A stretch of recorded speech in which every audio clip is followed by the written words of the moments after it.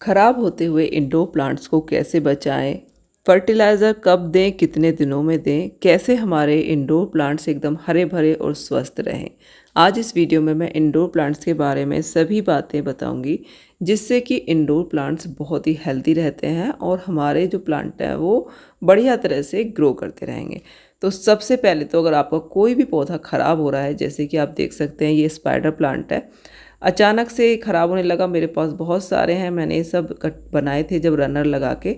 और ये जब भी ऐसे होगा तो समझ लीजिए ओवर वाटरिंग हो गई है। तो हमेशा पानी हमें बहुत ध्यान से देना है, कभी कभी मुझसे भी हो जाती है, इसलिए पौधे को डेली चेक करना बहुत ज़रूरी है। तुरंत पता चल जाएगा कि ओवर वाटरिंग हो गई है। तो सबसे पहले जितनी भी ख़राब पत्तियां उनको हटा दीजिए और जो भी पत्तियां पीली हो रही हैं उनको कट कर दीजिए। तो ये आपको ज़रूर करना है। कटाई छटाई कर देंगे तो देखिए आपका प्लांट बिल्कुल फ्रेश हो जाएगा और जैसे कि हवा चारों तरफ से अच्छी लगेगी। ओवर वाटरिंग हो गई है तो गुड़ाई करना बहुत ज़रूरी है। तो हम हल्की हल्की सी गुड़ाई कर देंगे, जिससे कि जड़ों में हवा पहुँचे और हमारा प्लांट जल्दी से सही हो जाए, उसकी जो मिट्टी है वो सूख जाए जल्दी से। जल्दी पानी नहीं देंगे इसको आप, कम से कम 1 हफ्ते में मैं इसको पानी दूंगी। ये बिल्कुल एकदम बढ़िया हो जाएगा। ऐसे लग रहा है जैसे इसका हमने हेयर कट कर दिया हो। अब पहले से काफ़ी सुंदर लग रहा है, पहले बीमार सा लग रहा था बिल्कुल।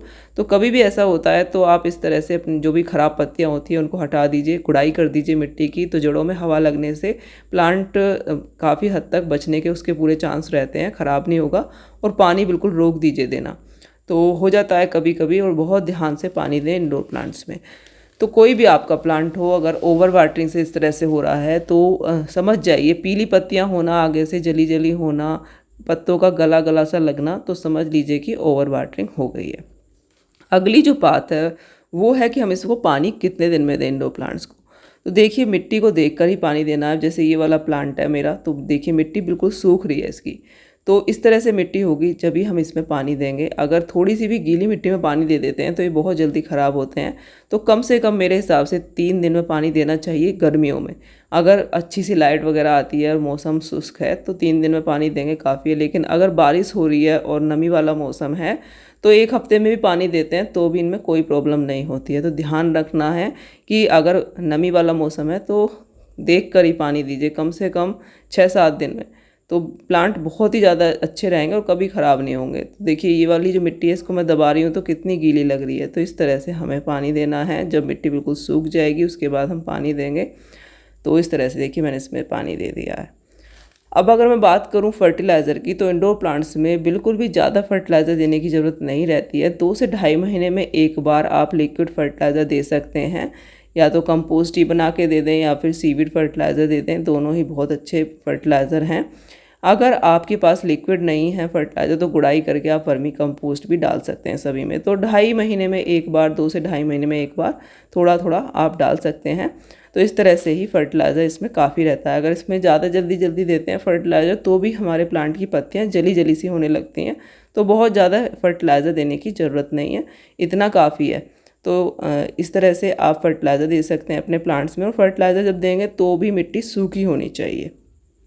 इसके बाद जो नेक्स्ट पॉइंट आता है वो है कि हमें अपने प्लांट पर स्प्रे ज़रूर करनी है पानी से।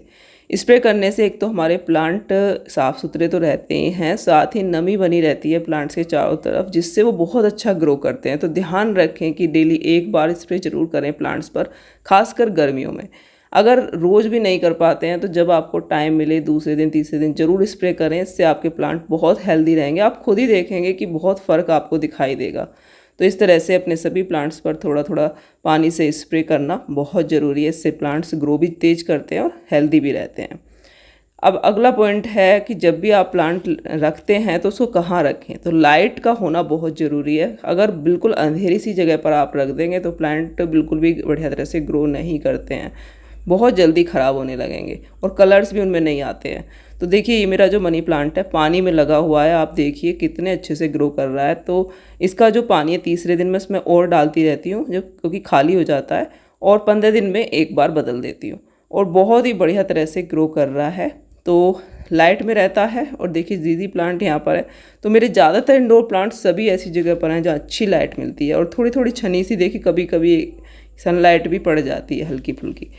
तो प्लांट्स के लिए लाइट का होना बहुत ज़रूरी है। आप इनको विंडो के पास रखिए, ऐसी जगह पर रखिए जहाँ पर इनको लाइट मिलेगी, तो ये बहुत ही बढ़िया ग्रो करेंगे। अंधेरे में, कम लाइट में बिल्कुल भी अच्छे से नहीं चलेंगे, तो इस चीज़ का आप ध्यान रखें। इनको भी लाइट चाहिए।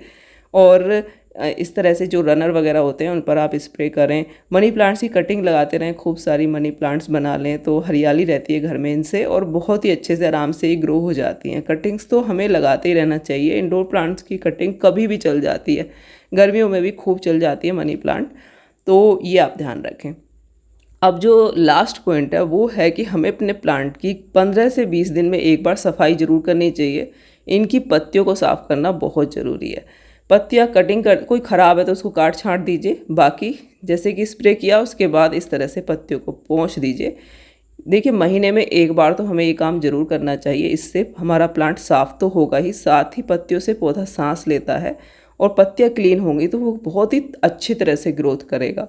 और उसकी जो खाना बनाने की जो क्रिया होती है, प्रकाश संश्लेषण की क्रिया भी अच्छी होगी। तो बहुत ज़रूरी है कि हमारे पौधे की जो पत्तियां हैं वो एकदम क्लीन रहें। तो महीने में एक बार ज़रूर साफ़ किया करें ताकि हमारा पौधा एकदम साफ़ सुथरा भी रहे। दिखने में तो सुंदर लगेगा ही, चमक आ जाती है एकदम, साथ ही जो भी धूल मिट्टी है पूरी साफ़ हो जाती है और पौधा बहुत ही अच्छी तरह से ग्रो भी करता है।